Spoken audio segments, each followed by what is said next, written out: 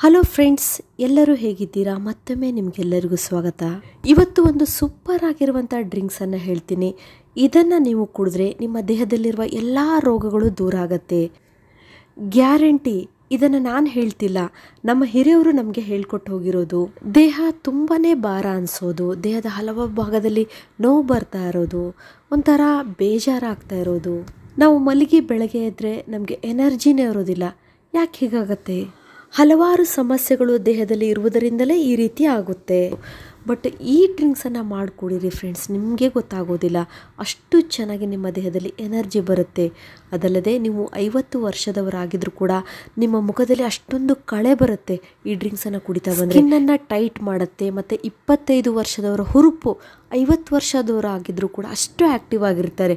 ಅಷ್ಟು ಎನರ್ಜಿ, ಅಷ್ಟು ಹುಮ್ಮಸ್ಸು ಅವರಿಗೆ ಬರುತ್ತೆ. ಬೇಕು ಅಂದರೆ ಇವಾಗ 25 ವರ್ಷದವರು ಕೂಡ 50 ವರ್ಷದವ್ರ ಥರ ಕಾಣ್ತಾರೆ. ಯಾಕೆ ಹೇಳಿ? ಸರಿಯಾದ ಸಮಯದಲ್ಲಿ ಊಟ ತಿಂಡಿ ಮಾಡೋದಿಲ್ಲ, ಬೇಕಾಬಿಟ್ಟು ತಿಂತಾ ಇರ್ತೀವಿ. ಇದರಿಂದ ನಮಗೆ ಜ್ವರ ಬರುತ್ತೆ, ಇದರಿಂದ ವೀಕ್ನೆಸ್ ಆಗುತ್ತೆ. ಪೋಷಕಾಂಶಯುಕ್ತ ಪದಾರ್ಥಗಳ ಸೇವನೆ ಮಾಡಿದ್ರೆ ತಾನೇ ನಮ್ಮ ದೇಹಕ್ಕೆ ಎನರ್ಜಿ ಬರೋದು, ನಮ್ಮ ನರನಾಡಿಗಳಿಗೆ ಶಕ್ತಿ ಬರೋದು. ನಾವು ತಿನ್ನುವ ಆಹಾರದಲ್ಲಿ ಯಾವುದೇ ರೀತಿಯ ಪೋಷಕಾಂಶಗಳಿಲ್ಲದೆ ಹೆಲ್ದಿ ಫುಡ್ಡನ್ನು ನಾವು ಸೇವನೆ ಮಾಡದೇ ಇದ್ದರೆ, ಟೈಮನ್ನು ಫಾಲೋ ಮಾಡದೇ ಇದ್ದರೆ ನಮ್ಮ ಇಡೀ ಬಾಡಿ ಟಾಕ್ಸಿಕ್ ಆಗುತ್ತೆ. ಇದರಿಂದ ನಮಗೆ ಗ್ಯಾಸ್ ಆಗುತ್ತೆ, ನಾವು ಮಲಗಿ ಎದ್ದಾಗ ತಲೆ ಸುತ್ತು ಬರ್ತಾ ಇರುತ್ತೆ, ನಮಗೆ ಏನು ಕೆಲಸ ಮಾಡೋಕ್ಕೂ ಕೂಡ ನಮಗೆ ಆಸಕ್ತಿ ಇರೋದಿಲ್ಲ, ತುಂಬ ವೀಕ್ನೆಸ್ ಅನಿಸ್ತಾ ಇರುತ್ತೆ. ನಮಗೆ ಗೊತ್ತೇ ಆಗೋದಿಲ್ಲ ನಾವು ತಪ್ಪು ಆಹಾರ ಸೇವನೆ ಮಾಡ್ತಾ ಇದ್ದೀವಿ ಅಂತ. ಇದರಿಂದ ನಮ್ಮ ಇಡೀ ಬಾಡಿ ಮೇಲಿಂದ ಮೇಲೆ ಕಲುಷಿತಗೊಳ್ತಾ ಹೋಗುತ್ತೆ, ಕಲ್ಮಶ ಸೇರ್ಕೊಳ್ತಾ ಬರುತ್ತೆ. ಹಾಗಾಗಿ ನಾವು ಕೂತೆದ್ದಾಗ ತಲೆ ಸುತ್ತು ಬಂದಂಗೆ ಆಗೋದು, ಕಣ್ಣಿಗೆ ಕತ್ತಲೆ ಬಂದಂಗೆ ಆಗುತ್ತೆ. ಅದೇ ನಮ್ಮ ಬಾಡಿ ತುಂಬಾ ಹೀಟ್ ಅನಿಸ್ತಾ ಇರುತ್ತೆ, ದೇಹ ಭಾರ ಅನಿಸ್ತಾ ಇರುತ್ತೆ, ಕೈಕಾಲುಗಳೆಲ್ಲ ಒಂಥರ ಹಿಡಿತಾ ಇರುತ್ತೆ, ನಾವು ಫ್ಲೆಕ್ಸಿಬಲ್ ಆಗಿರೋದಿಲ್ಲ, ಒಂಥರ ಆ್ಯಕ್ಟಿವ್ ಆಗಿ ನಾವು ಇರಲಿಕ್ಕೆ ಅನಿಸೋದಿಲ್ಲ, ಮನಸ್ಸಲ್ಲಿ ಏನು ಕೆಲಸ ಮಾಡಲಿಕ್ಕೂ ಬೇಜಾರಾಗ್ತಾ ಇರುತ್ತೆ. ಇದೆಲ್ಲ ಯಾಕಾಗತ್ತೆ? ನಾವು ಎಷ್ಟು ಚೆನ್ನಾಗಿ ಮನೆ ಆಹಾರ ಸೇವನೆ ಮಾಡ್ತೀವಿ, ಆದರೂ ನಮ್ಗೆ ಯಾಕೆ ಹೀಗಾಗತ್ತೆ ಅಂತ ಹೇಳಿ ಫ್ರೆಂಡ್ಸ್, ಇದಕ್ಕೆಲ್ಲ ಉತ್ತರ ಇವತ್ತು ನಾನು ಹೇಳ್ತೀನಿ. ಇರುವಂಥ ಎಲ್ಲ ಸಮಸ್ಯೆಗಳು ಕೂಡ ಕಡಿಮೆ ಆಗುತ್ತೆ. ಇವಾಗ ನೀವು ನೋಡ್ತಿದ್ರಲ್ಲ, ಇಲ್ಲಿ ನಾನು ಕೆನೆ ತೆಗೆದಂಥ ಹಾಲನ್ನು ತಗೊಂಡಿದ್ದೀನಿ. 1 ಗ್ಲಾಸ್ ಹಾಲನ್ನು ಒಂದು ಪಾತ್ರೆಗೆ ಹಾಕ್ಕೊಂಡಿದ್ದೀನಿ ನೋಡಿ. ಇದಕ್ಕೆ ನಾವು 1 ಸ್ಪೂನ್ ಸೋಂಪಾ ಕಾಳನ್ನು ಹಾಕೊಳ್ಳೋಣ. ಸೋಂಪಾ ಕಾಳು ಅಥವಾ ಬಡೆ ಸೊಪ್ಪು ಅಂತ ಹೇಳಿ ನಿಮಗೆ ಅಂಗಡಿಗಳಲ್ಲಿ ಸಿಗುತ್ತೆ.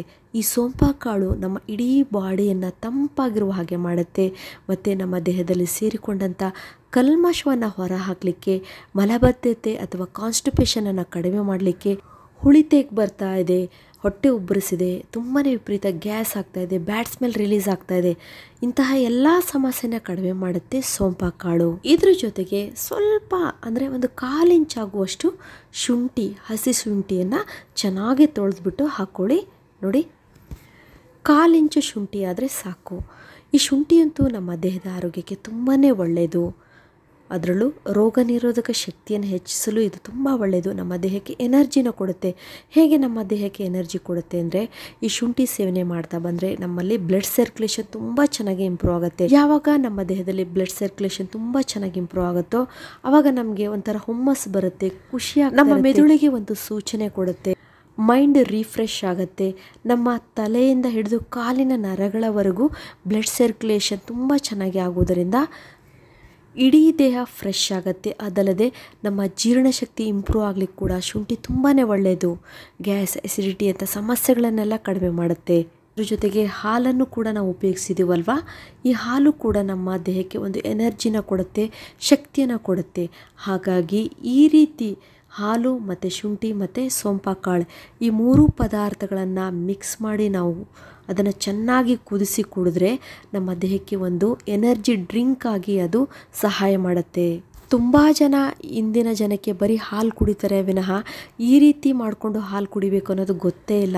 ನಮಗೂ ಕೂಡ ನಮ್ಮ ಮನೆಯಲ್ಲಿ ಹಿರಿಯವರೆಲ್ಲ ಹೇಳಿದಕ್ಕೆ ನಾವು ಈ ರೀತಿ ಎಲ್ಲ ಮನೆಮದ್ದುಗಳನ್ನು ಮಾಡೋದು, ಈ ರೀತಿಯ ಹಾಲನ್ನು ತಯಾರಿ ಮಾಡ್ಕೊಂಡು ಕುಡಿಯೋದು. ಈ ಹಾಲನ್ನು ನಾವು ಡೈಲಿ 1 ಟೈಮ್ ತೊಗೊಂಡ್ರೆ ಸಾಕು, ಬೆಳಗ್ಗೆ ಎದ್ದ ತಕ್ಷಣ ಇಲ್ಲ ರಾತ್ರಿ ಮಲಗುವಾಗ ತೊಗೊಂಡ್ರೂ ಬರುತ್ತೆ. ಅಷ್ಟು ಚೆನ್ನಾಗಿ ಇದು ನಮ್ಮ ದೇಹಕ್ಕೆ ಒಂದು ಎನರ್ಜಿನ ಕೊಡುತ್ತೆ. ತುಂಬ ಜನ ಹಾಲು ಕುಡಿದ್ರೆ ಗ್ಯಾಸ್ ಆಗುತ್ತೆ, ನಮಗೆ ಅದು ಸರಿಯಾಗಿ ಜೀರ್ಣ ಆಗೋದಿಲ್ಲ ಅನ್ನೋರು ಈ ಥರ ಹಾಲನ್ನು ಮಾಡ್ಕೊಂಡು ಕುಡೀರಿ.